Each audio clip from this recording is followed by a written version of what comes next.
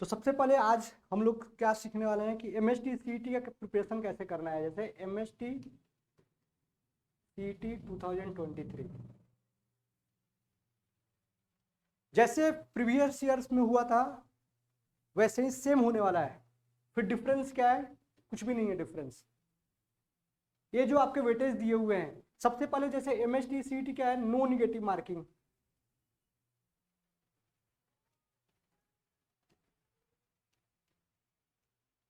जैसे बाकी engineering entrance examination होते हैं, 4 ऑप्शंस रहते हैं, आउट ऑफ 4 एक करेक्ट होने वाला है जिस पे आपको टिक करना है, ठीक है। लेकिन यहाँ पे निगेटिव मार्किंग नहीं है।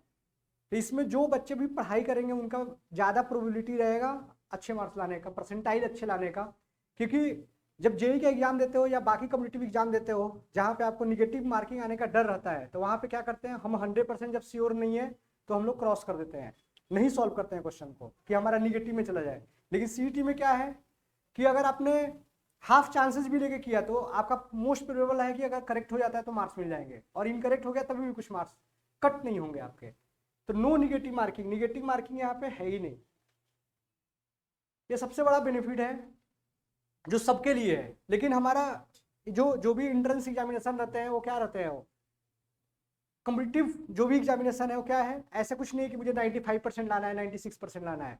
कंपेरेटिव एग्जाम है। अगर आपके लिए पेपर टफ है, दूसरे के लिए भी पेपर टफ है, और आपने एक क्वेश्चन भी ज्यादा उससे करेक्टली सॉल्व कर दिया, so you will get admission in good college, उसका रैंक पीछे चला जाएगा। इसलिए सबसे जो इंपॉर्टेंट पार्ट है क्या है, या एक कॉम्पिटिटिव एग्जाम है। मतलब अगर एक बच्चे को 95% आता है बोर्ड में और दूसरे को 94% आता है तो उसमें ज़्यादा डिफरेंस नहीं है। मतलब ऐसा नहीं कि बहुत ज़्यादा डिफरेंस है। लेकिन कॉम्पिटिटिव एग्जाम में 1 मार्क्स अगर डिफरेंस आते हैं तो 1000 रैंक का डिफरेंस आता है। कम समटाइम्स 10,000 भी आ जाता है, समटाइम्स 5000 भी आ जाते हैं। इसलिए सबसे इंपॉर्टेंट पार्ट क्या है कि एक कंपेरेटिव एग्जाम है, तो इसलिए क्वेश्चन टफ अगर है तो सबके लिए है, क्वेश्चन ईजी है तो सबके लिए ईजी है। तो सबसे पहले जैसे नो निगेटिव मार्किंग, और बाकी बाकी जो एग्जामिनेशन है जैसे other other examination, other engineering entrance examination,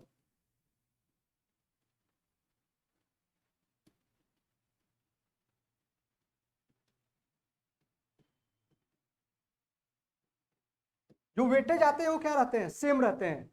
अगर पीसीएम ग्रुप लेते हो आप या पीसीबी ग्रुप लेते हो, इक्वल वेटेज।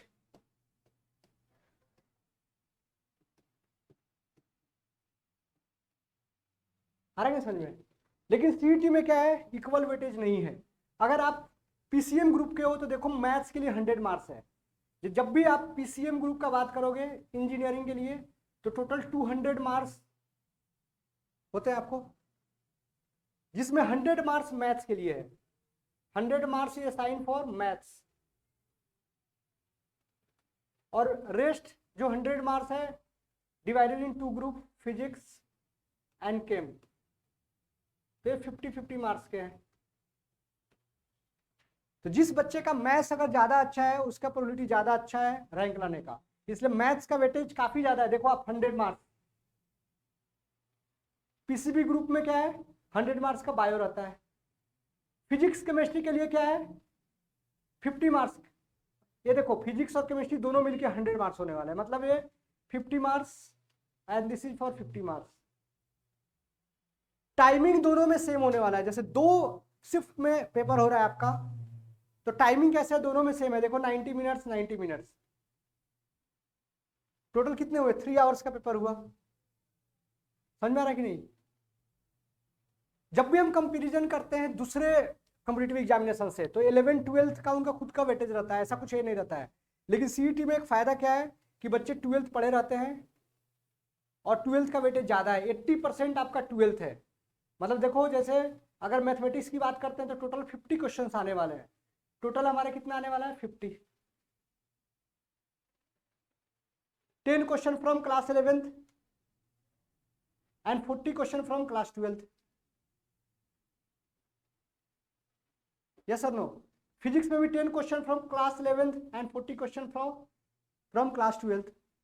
केमिस्ट्री में भी वैसे ही है। बायो में अलग है, देखो 20 आ रहे हैं और 80 क्वेश्चन यहाँ पे आ रहे हैं। अभी जो डिफरेंस आ रहा है यहाँ पे, जो भी डिफरेंसेज आ रहे हैं यहाँ पे, जैसे देखो आप फिजिक्स केमिस्ट्री, मैथमेटिक्स। मैं पीसीएम के लिए बात कर रहा हूं, पीसीएम एमएसटी सीईटी 2023।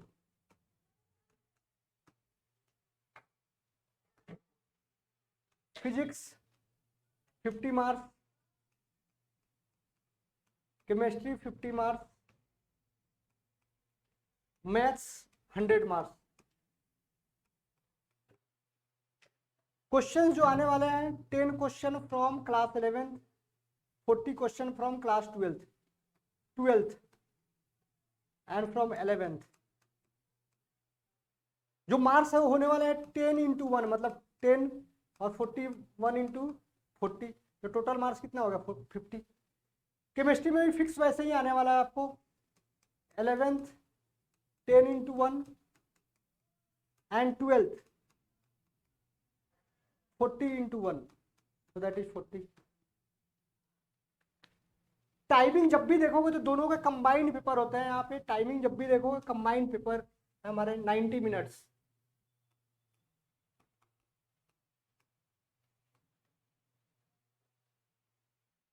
मैथ्स के लिए कितना होने वाला है 90 मिनट्स।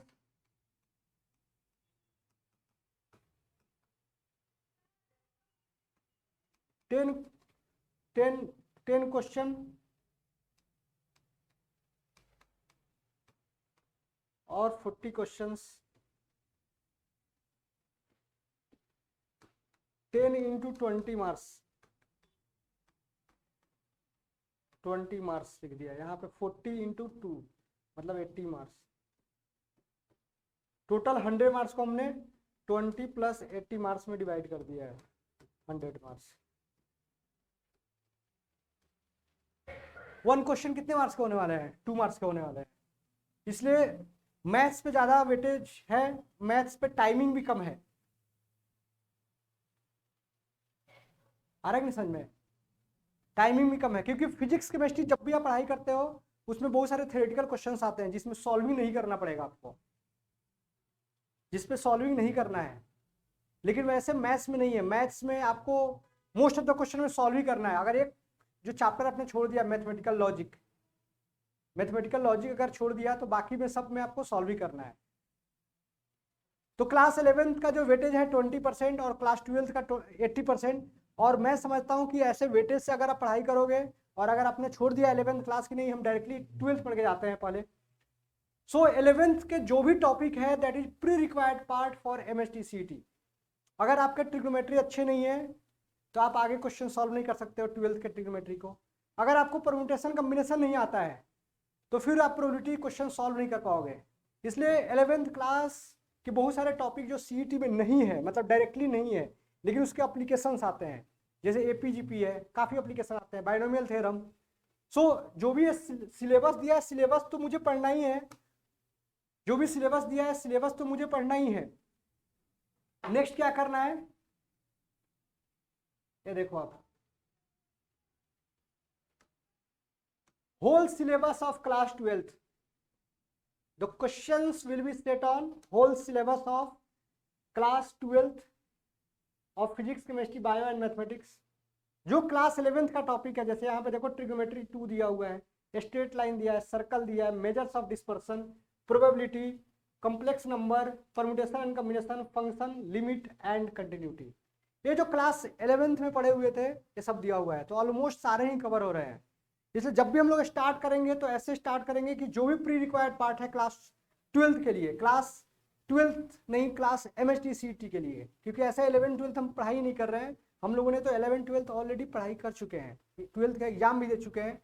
इसलिए जो भी होल सिलेबस अगर एमएसटी सीईटी में आपको लाना है 99% पार, जैसे मोर देन 99% आई, तो सारे टॉपिक आपको अच्छे से कवर करना है। फिजिक्स केमिस्ट्री में कैसे है कि जब भी सीईटी का एग्जाम होता है फिजिक्स टप जाता है, बोर्ड का एग्जाम में भी ऐसे ही होता है, हर बार ऐसे होता है, मैं बता रहा हूँ। उससे परसेंटाइल आपका कम नहीं होता है, क्योंकि जब अगर हार्ड जाता है तो सबके लिए हार्ड जाता है। इसलिए फिजिक्स के न्यूमेरिकल सॉल्व करना काफ़ी इंपॉर्टेंट है। जो स्टेट बोर्ड का टेक्स्ट बुक है उसमें न्यूमेरिकल फार्मूला बेस्ड रहते हैं, लेकिन सीईटी में थोड़े से ट्विस्टेड आते हैं। तो फिजिक्स में ज़्यादा केयर करना है, केमिस्ट्री काफ़ी ईजी जाता है बच्चों लोगों के लिए। और जो आपका बुक जो मिलने वाला है क्लास से, टारगेट पब्लिकेशन का जो बुक मिलने वाला है क्लासेस से हमारे, उसमें अगर आपने सारे कर लिए तो 100% 99% पार ही आने वाला है। लेकिन बच्चे से सारे कवर नहीं होते हैं। हम लोग क्लास में तो सारे कवर कर देते हैं, लेकिन बच्चे से सारे कवर नहीं होते हैं। उसमें क्लासिकल थिंकिंग, क्रिटिकल, कॉम्पिटिटिव और फिर ऑनलाइन टेस्ट दोगे, फिर आपको कॉन्फिडेंस आ जाएगा। तो जो सबसे मोस्ट इंपॉर्टेंट पार्ट है कि सॉल्व कैसे करना है हम लोग, जैसे ट्रिग्नोमेट्री दिया, straight line, circle, measures of dispersion, तो ऐसा मान के चलो कि हमको क्लास 11 12 पूरे ही अच्छे से पढ़ाई करना है। तो जो भी क्लास में लेक्चर होंगे उसमें सारे के सारे कवर मैं कर दूंगा, टॉपिक सारे के सारे टॉपिक कवर हो जाएंगे, ये फिक्स है। बट आपको कैसे, अभी गैप ही नहीं है, जो बीच में एग्जाम आ रहा है तो उसके लिए पढ़ाई करो। आप एक बार एग्जाम खत्म होता है तो पूरे 24 आवर्स आप सीईटी के लिए लगा दो। टाइमिंग काफ़ी कम है, लेकिन सबसे बेनिफिट ज़्यादा क्या है कि लास्ट के 2 मंथ में पढ़ के बच्चे काफ़ी अच्छे परसेंटाइल ला देते हैं, जिनका बेसिक अच्छा भी नहीं रहता है 11 12 में। क्योंकि जेई जैसा वास्ट नहीं है, एमएसटी सीटी जो स्टेट गवर्नमेंट का एग्जाम है तो हार्ड नहीं है, आपको निगेटिव मार्किंग नहीं है। तो आज के क्लास में हम क्या करने वाले हैं, आज के क्लास में हम लोग बेसिक मैथ से स्टार्ट करने वाले हैं। पूरे क्लास में अगर पूरे अच्छे से ध्यान दिया तो अगर 11th में नहीं भी पढ़ा है अपने ज़्यादा अच्छे से, मतलब जस्ट ऊपर ऊपर से पढ़ा है, तब भी आपको डाउट्स नहीं आने वाले हैं।